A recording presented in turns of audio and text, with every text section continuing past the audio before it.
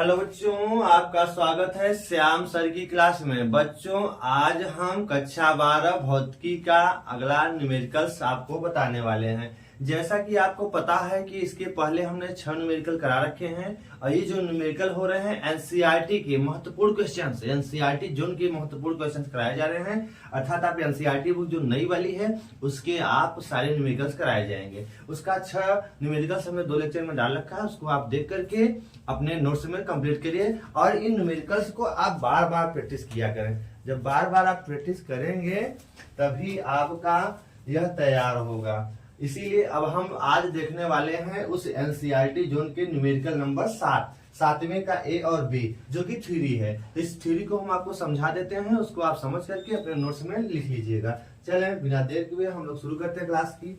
देखिए बच्चों, अगर आप इस न्यूमेरिकल्स को बार बार प्रैक्टिस करेंगे तो आपको न्यूमेरिकल्स एकदम अच्छे से तैयार हो जाएंगे। तो अब हम लोग करेंगे क्या, न्यूमेरिकल्स कराने के बाद हम लोग दूसरे चैप्टर की शुरुआत करेंगे। तो चलिए हम पहले न्यूमेरिकल्स को देख लेते हैं। तो 7वें का ए वाला क्या न्यूमेरिकल कहता है, देखिए अगर आप इसको 7वें का कहता है स्थिर वैद्युत क्षेत्र एक सतत वक्र होती है, अर्थात कोई क्षेत्र रेखा एकाएक नहीं टूट सकती। क्यों, क्या कारण है कि वैद्युत क्षेत्र रेखाएं एक सतत वक्र होती हैं, वो एकाएक नहीं टूट सकती। मतलब जैसे मान लिया ये प्लस आवेश है माइनस आवेश है, तो प्लस आवेश से वैद्युत क्षेत्र रेखाएं क्या होती हैं, दूर जाती हैं और किधर जाती हैं, माइनस आवेश की ओर जाकर समाप्त होती है। ऐसे प्लस आवेश से वैद्युत क्षेत्र रेखाएं दूर जाती हैं और माइनस आवेश पे पहुंचकर समाप्त हो जाती हैं। ऐसे अतः यह क्या करती है, अगर प्लस से शुरू होकर के जाती है माइनस पे पहुंच होकर क्या करती है, पहुंचकर समाप्त हो जाती हैं। अतः ये जो वैद्युत क्षेत्र रेखाएं होती है सतत वक्र बनाती हैं। क्या बनाती हैं, सतत वक्र बनाती हैं। फिर भी कोई वैद्युत क्षेत्र रेखा एकाएक नहीं टूट सकती, कोई वैद्युत क्षेत्र रेखाएं एकाएक टूट नहीं सकती। देखिए जब यहाँ हम वैद्युत क्षेत्र हम हटाएंगे तो ये रेखाएं धीरे धीरे क्या होंगी, समाप्त। अचानक ये रेखाएं टूट नहीं सकती। क्यों, अगर ये रेखाएं अचानक टूट जाएंगी तो यहाँ पे उस समय कोई भी वैद्युत क्षेत्र आपको नहीं दिखेगा, जो कि ऐसा संभव नहीं है। इसीलिए वैद्युत क्षेत्र रेखाएं कभी भी एकाएक टूट नहीं सकती। तो उसी बात को हम लोग यहाँ नोट कर लिए हैं, उसको आप देख लीजिए।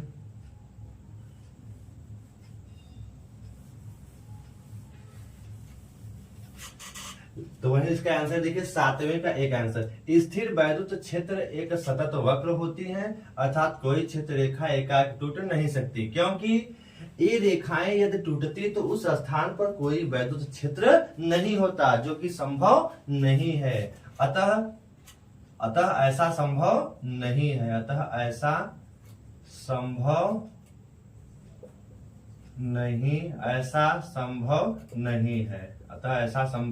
नहीं है। अर्थात जो वैद्युत क्षेत्र रेखाएं होती हैं वे सतत वक्र बनाती हैं, वो अचानक टूट नहीं सकती। क्योंकि अगर अचानक टूटेंगी तो उस स्थान पर कोई वैद्युत क्षेत्र नहीं होगा, जैसे जो कि असंभव है, ऐसा संभव नहीं है। तो आप इस पहले 7वें ए का आंसर समझ करके आप इसको लिख सकते हैं। चले हम लोग अब आगे 7B का आंसर देखते हैं। 7B का आंसर क्या है, यहाँ देखिए 7B कहता क्या है, 7वें का बी। इसका आंसर देने से पहले एक बार आप अगर चैनल पे नए हैं तो चैनल श्याम सर की क्लास को सब्सक्राइब करें, लाइक करें, शेयर किया करें, अपने दोस्तों के पास शेयर कर दें, जिससे सभी क्लास ज्यादा से ज्यादा बच्चे देखें। और आपको जो भी समस्या हो, आप 6 न्यूमेरिकल्स पहले कराए गए हैं, आज जितने भी न्यूमेरिकल्स कराए जा रहे हैं, जिस भी टॉपिक में यदि आपको समस्या है तो आप कमेंट बॉक्स में कमेंट लिख करके जरूर बताएं, जिससे हम उसका समाधान कर सकें। चलिए तो 7B का न्यूमेरिकल देखते हैं क्या है। 7B क्या कहता है, स्पष्ट कीजिए कि दो क्षेत्र रेखाएं कभी भी एक दूसरे को काटती या प्रतिच्छेदन नहीं करती हैं। क्यों, मतलब क्यों नहीं करती हैं, अर्थात स्पष्ट कीजिए कि दो क्षेत्र रेखाएं कभी भी एक दूसरे का प्रतिच्छेदन क्यों नहीं करती हैं। तो क्यों नहीं करती हैं आपको पता होना चाहिए। कि देखिए दो वैद्युत क्षेत्र रेखाएं, मान लिया प्लस आवेश है, ये आपका माइनस आवेश है, तो प्लस से जब वैद्युत क्षेत्र रेखाएं निकलेंगी माइनस पे पहुंचेंगी, प्लस से निकले कहां पहुंचेंगी, माइनस पर। तो यहाँ प्लस से चल रही है, कहाँ जा रही है, माइनस पर पहुंच के समाप्त हो रही हैं। देखिए, तो कहने का मतलब है कि जब ये वैद्युत क्षेत्र रेखाएं प्लस से निकल करके कहाँ जाती हैं, माइनस पर पहुंच जाती हैं, तो माइनस पे पहुंचकर क्या होती हैं, वे समाप्त हो जाती हैं। तो आपने एक चीज और जाना होगा, हमने पहले अपने लेक्चर में बता रखा है। देखिए, वैद्युत क्षेत्र रेखाओं के किसी बिंदु पर खींची गई स्पर्श रेखा उस बिंदु पर वैद्युत क्षेत्र की दिशा को व्यक्त करती है। अगर आप यहाँ स्पर्श रेखा डालें, यहाँ स्पर्श रेखा डालें, यहाँ स्पर्श रेखा डालें, यहाँ स्पर्श रेखा डालें, इन बिंदुओं पर यह जो स्पर्श रेखा है वह वैद्युत क्षेत्र की दिशा को व्यक्त करती है। लेकिन यदि दो क्षेत्र रेखाएं एक दूसरे को काट दे, अगर यहाँ देखिए, किसी की नीचे, किसी की बात कर लेते हैं, इसी की बात कर लेते हैं, मान लो हम ऊपर वाले की ही बात कर लेते हैं। मान लिया हम क्षेत्र रेखा थोड़ा सा इधर से बना देते हैं, इधर है, देखिए यूं।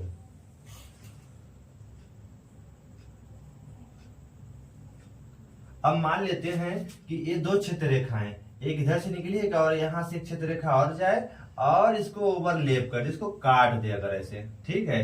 देखिए, अगर काट देती है तो क्या नुकसान होगा। देखिए, ये क्षेत्र रेखाएं प्लस से निकली और किधर जाती है, माइनस की ओर पहुंच के समाप्त हो जाती है। अब देखिए, अगर देखिए इस बिंदु पर अगर ये क्षेत्र रेखाएं एक दूसरे को काट रही हैं, अगर इस बिंदु पर अगर ये क्षेत्र रेखाएं एक दूसरे को काट रही हैं, तब क्या होगा, अगर यहाँ पे काटेंगे तो देखिए इस बिंदु पर दो स्पर्श रेखाएं, एक तो देखिए हम ऐसे खींच सकते हैं, दूसरी क्या होगी, अरे इस बिंदु पर खींचेंगे, अगर यहाँ पर हम ऐसे इधर देखेंगे तो इस तरह से, अर्थात एक इधर और एक इस बिंदु पर। देखें, अगर ये यहाँ पर अगर एक बिंदु है, ये यूं एक रेखा इधर से गई है ऐसे, ठीक है, तो इस बिंदु पर हमें क्या मिलेगी, दो स्पर्श रेखाएं खींच सकते हैं, और जब दो स्पर्श रेखा खींचेंगे तो एक ही बिंदु पर दो स्पर्श रेखाएं, अर्थात एक ही बिंदु पर वैद्युत क्षेत्र की कितनी दिशा दिख रही है, दो दिशा, जो कि असंभव है। इसीलिए कभी भी दो क्षेत्र रेखाएं एक दूसरे को परिच्छेदन नहीं करती हैं, तो इसको आप नोट कर सकते हैं।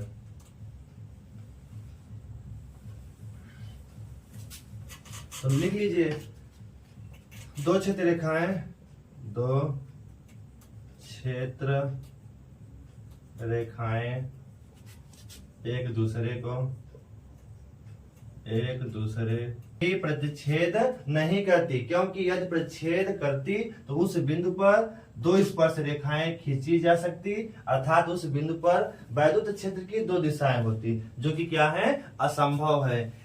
अतः हम कह सकते हैं कि कभी भी रेखाएं एक दूसरे को कभी भी क्या करती है, काटती नहीं है। क्यों, क्योंकि अगर काटती तो उस बिंदु पर वैद्युत क्षेत्र की दो दिशाएं हो सकती थी, क्षेत्र की दो दिशाएं होती, जो कि क्या है, असंभव है। इसीलिए हम लोग कहते हैं कि कभी भी दो वैद्युत क्षेत्र रेखाएं एक दूसरे को ओवरलैप नहीं करती हैं। तो इसको आप 7वें का ए और बी क्वेश्चन है, उसका ये सोल्यूशन है, 7वें का ए और 7वें का बी। इसका आप स्क्रीनशॉट लेकर के अपने नोट्स में आप कंप्लीट करिए। चलिए हम लोग आगे चलते हैं। अब आगे हम लोग अगले क्वेश्चन की ओर चलेंगे। अगला क्वेश्चन आपका है 8वां क्वेश्चन, जो कि आंकिक न्यूमेरिकल टाइप है। ये तो थ्योरेटिकल था, जो कि हमने आपको करा दिया थ्योरेटिकल। अब चलेंगे हम लोग न्यूमेरिकल की ओर।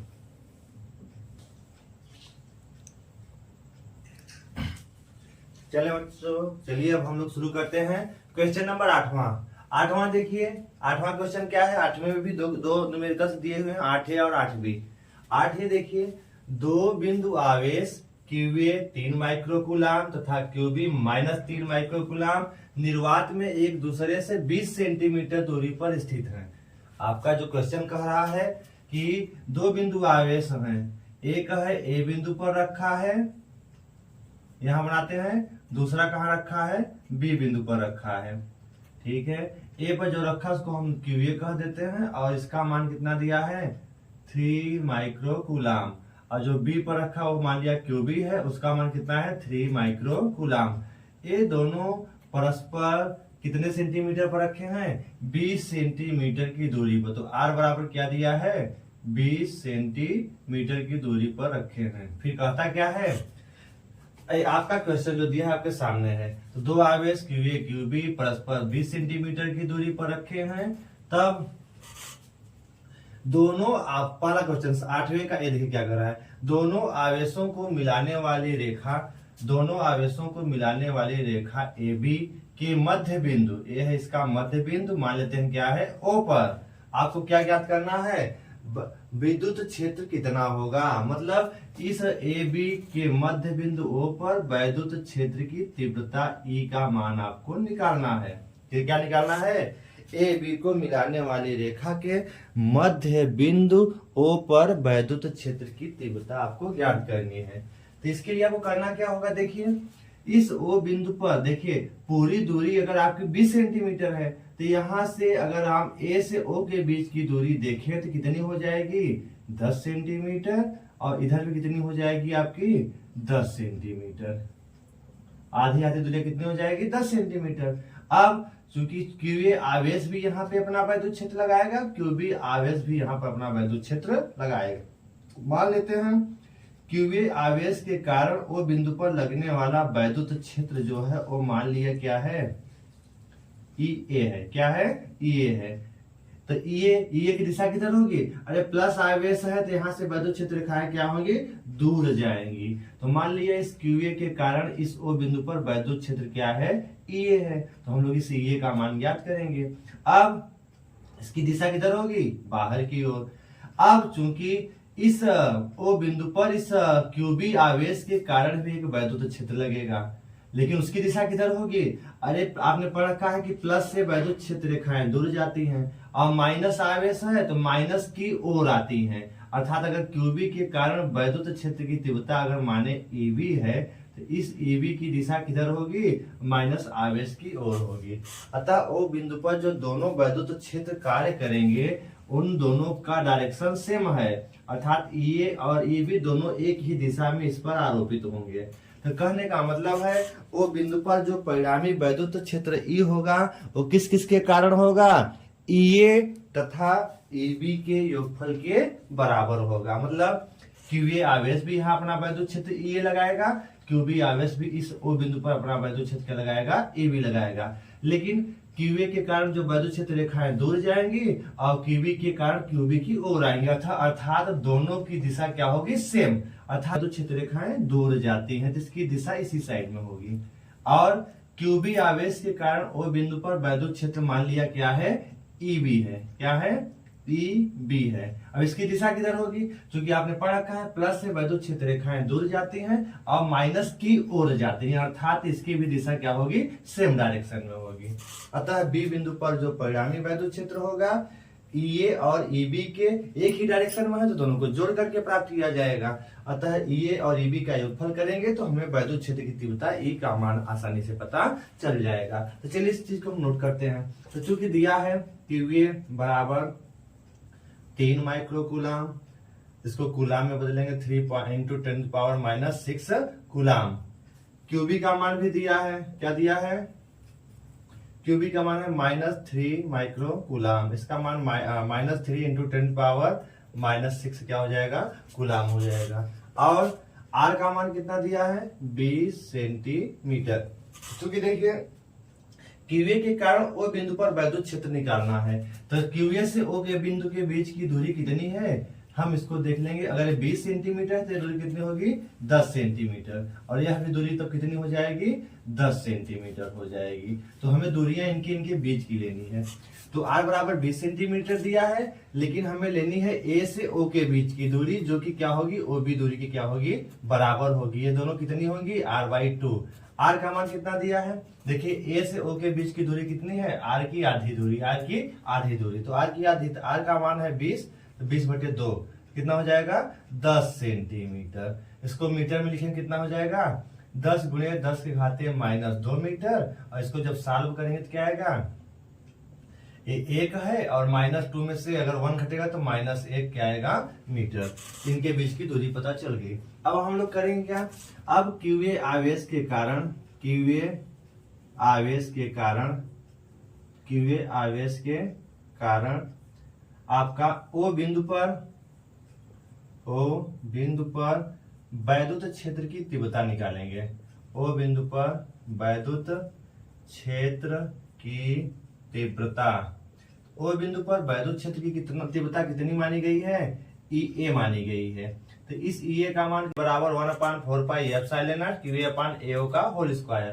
अब 1/4 पाई एप्सिलॉन नॉट का मान क्या है? 9.0 इंटू 10⁹ इंटू QA का मान क्या है? 3 × 10⁻⁻6 अपान AO का मान 10 AO का मान कितना है? 10⁻⁻1 का मीटर है। तो यहाँ स्क्वायर तो स्क्वायर लगा दीजिए। अब इसको आगे आप साल पे यहाँ कर लीजिए। देखिए EA बराबर EA का मान क्या हो जाएगा?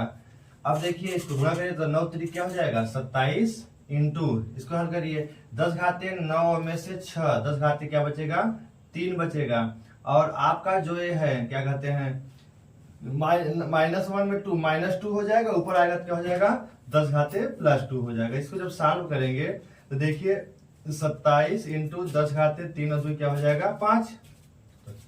तो अब अगर इसको हम 2.7 लिख सकते हैं तो 1 घात इसका हो गया और 10⁻5 10 क्या हो जाएगा? 6 न्यूटन प्रति कूलाम।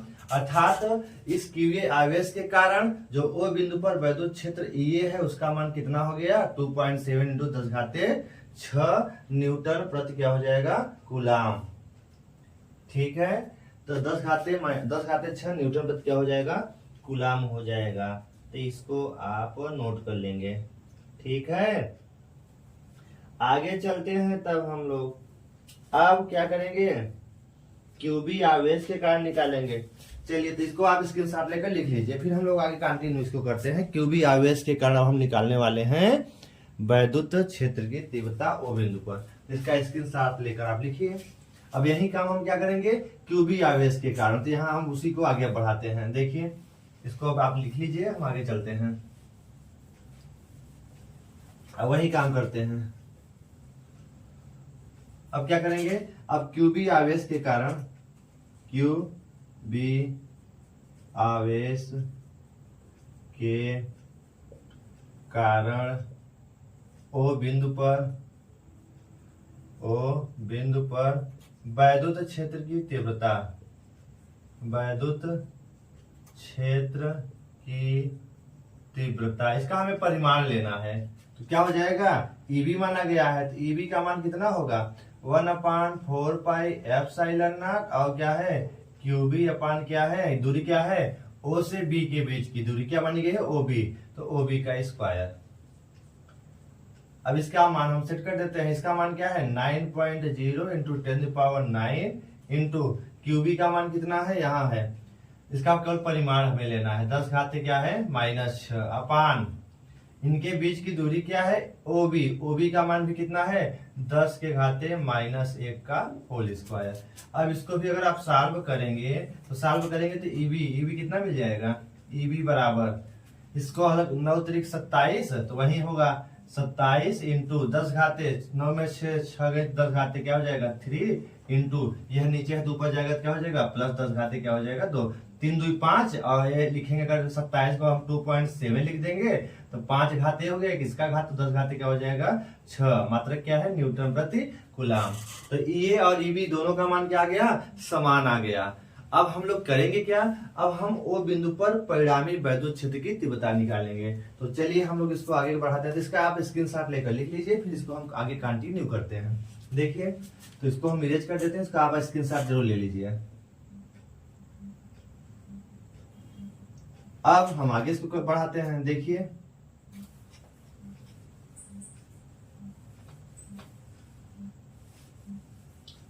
अब करेंगे क्या? हमें पता चल गया कि QA के कारण यहाँ पे वैद्युत क्षेत्र की तीव्रता और QB के कारण कितनी हमने निकाल लिया EA और EB का मान। अब हम लिखेंगे O बिंदु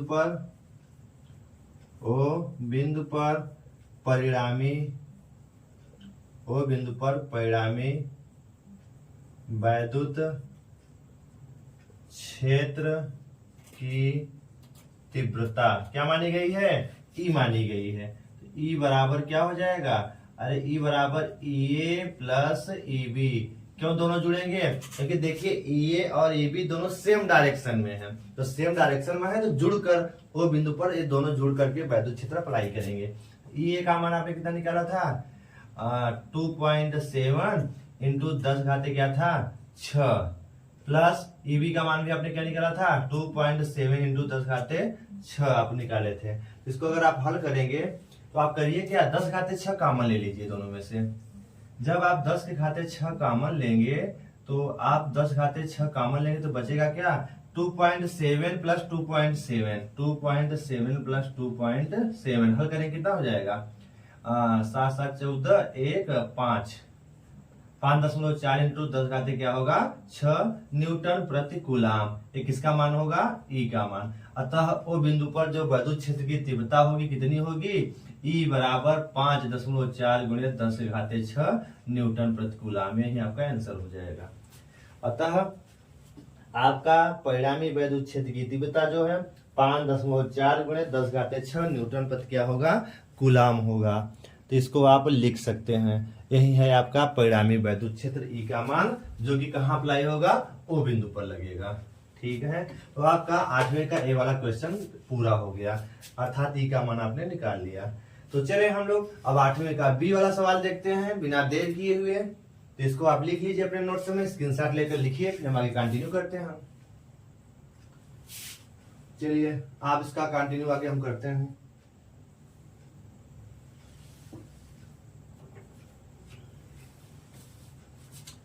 चलिए आप लिख लीजिए इसको। अब आपको इस परिणामी वैद्युत क्षेत्र की तीव्रता का मान आपको याद कर लेना है जो कि आगे बी वाले में यूज होगा, क्योंकि यही इसी का भाग है ये वाला। तो चलिए हम लोग इसको आगे बढ़ाते हैं। अब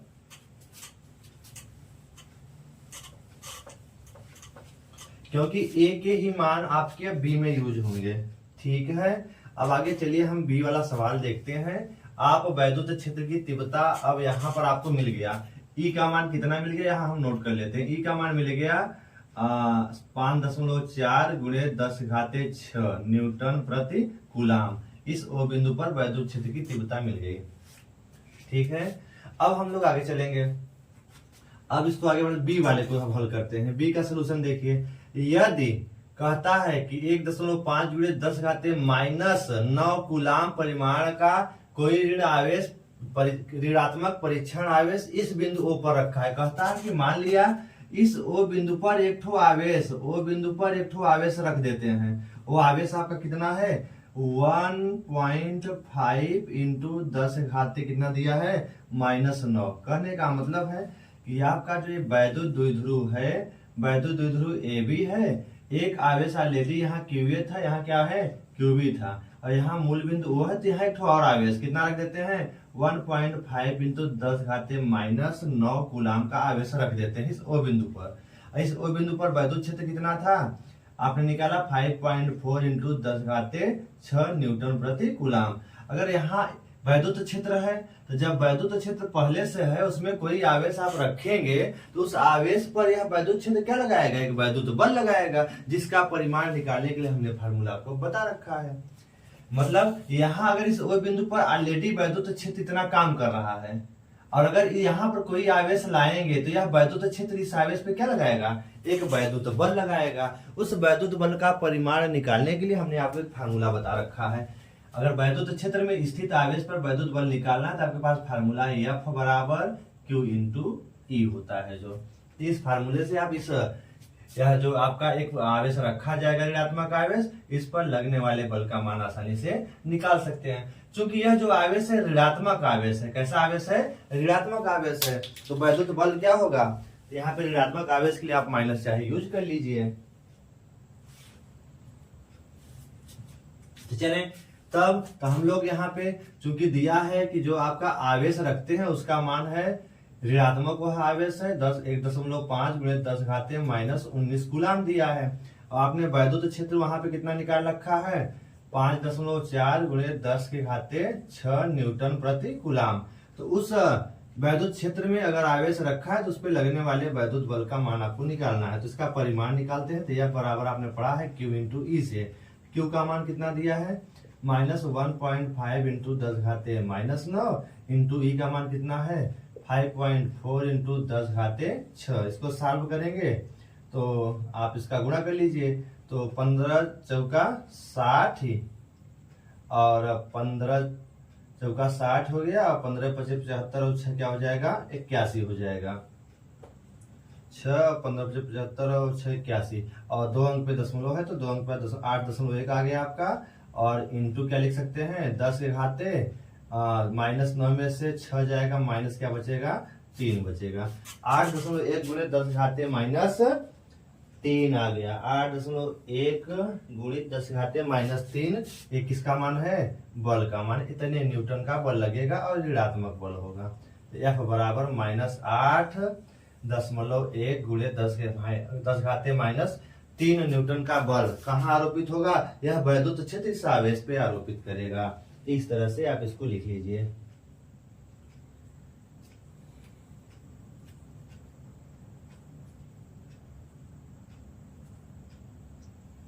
अतः यह जो माइनस चिन्ह क्या बताता है माइनस चिन्ह बताता है कि जो आपका वैद्युत बल है वह किधर है ई की विपरीत दिशा में। यह जो माइनस चिन्ह क्या बताता है जो वैद्युत बल है वैद्युत क्षेत्र की क्या है विपरीत दिशा। वैद्युत क्षेत्र अर्थात ऋणात्मक आवेश पे अपने विपरीत बल लगाता है।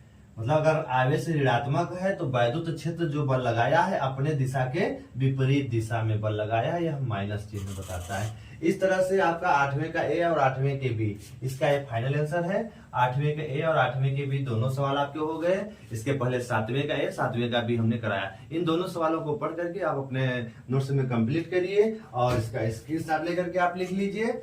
और अगर आपको वीडियो अच्छे लगे हो तो आप लाइक करें सब्सक्राइब करें शेयर करें और ज्यादा से ज्यादा दोस्तों के पास शेयर करें। और आगे के सवाल हम अगले वीडियो में आपको दे देंगे, इसलिए आप इसको अच्छे से पढ़ करके अपना पूरा करिए नोट्स कंप्लीट करिए।